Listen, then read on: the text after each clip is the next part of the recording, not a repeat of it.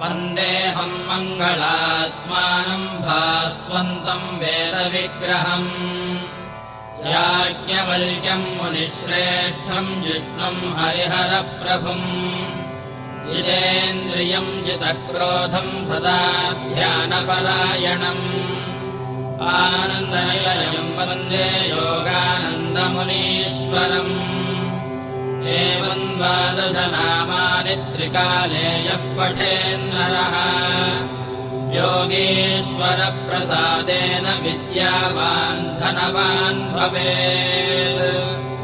ॐ श्री याज्ञवल्क्यगुरुभ्यो नमः। कण्वकात्यायनादिमहर्षिभ्यो नमः।